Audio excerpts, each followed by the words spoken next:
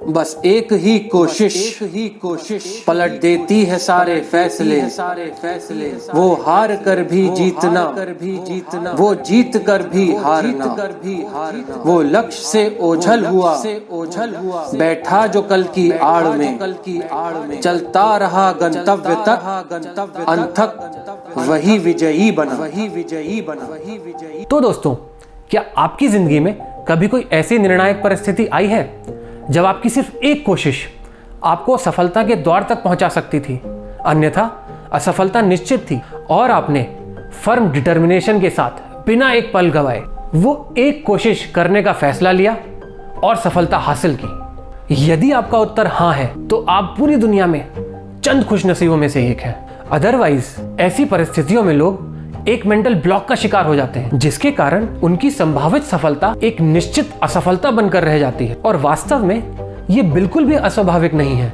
हर व्यक्ति को कभी ना कभी मेंटल ब्लॉक के पहाड़ का सामना जरूर करना पड़ता है, फिर चाहे वो कैरियर में स्टक हो जाने का हो, या किसी अपने को खो देने का हो, किसी फाइनेंशियल डिप्रेशन का हो, संबंधों की आत्मीयता या अविश्वसनीयता का हो, या फिर वो अपंगता के दमघुटू एहसास का हो।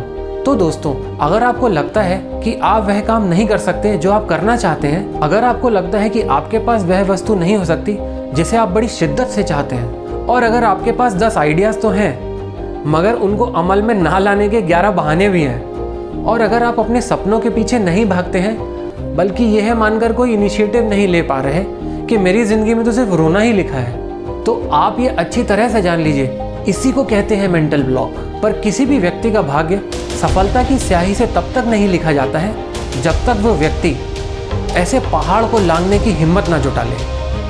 फ्रेंड्स, अपनी ज़िंदगी में यदि स्वर्ग पाना चाहते हो तो थोड़ा मरना तो पड़ेगा। अपने सारे मेंटल ब्लॉक्स के पहाड़ों पर बिना रुके, बिना थके, पूरी ताकत के साथ चढ़ाई करनी होगी और उन्हें पार करना होगा। अपने आइडियाज़ को लिख कर हमेशा अपने पास रखना सीखो।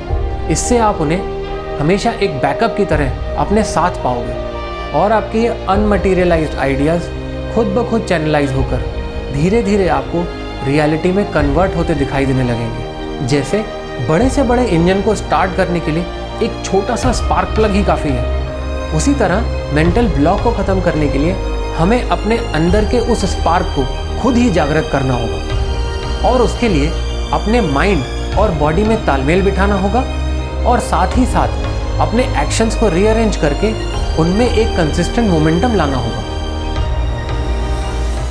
मान लो आपका माइंड आपसे कहता है कि आपको सुबह 4 बजे उठकर वॉक पर जाना है और एक्सरसाइज करना है, पर सुबह 4 बजे उठकर आपकी बॉडी आपसे कहती है मुझे अभी और आराम करना है, अभी और सोना है। तो जनरली आप कोई ना कोई एक्सक्यूज़ ढूंढ ही लेते हैं, जैसे कि कल रात मैंने बहुत देर तक काम किया था, थोड़ा रेस्ट कर लेते हैं, कल से देखेंगे। और याद रखिए, यही वो मोड़ होता है जो आपको खुद से हारने की एक भूल भुलैया में हमेशा हमेशा के लिए ढकेल देता है। तो फ्रेंड्स, अगर आप हार की इस भूल भुलैया में नहीं फंसना चाहते हैं तो आपको पक्का इरादा करके उठकर खड़े हो जाना होगा, गहरी सांस लेकर अपनी एनर्जी को इकट्ठा करना होगा, और आप देखेंगे आपकी बॉडी आपके माइंड के साथ थोड़ी ही देर में तालमेल बिठाना शुरू कर देगी।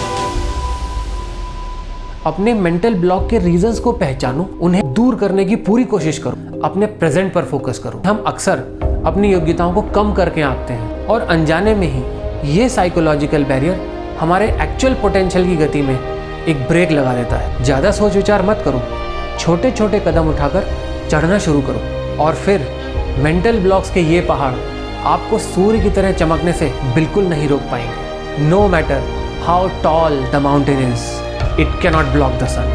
Don't let perfection kill your progress. Practice, practice, practice.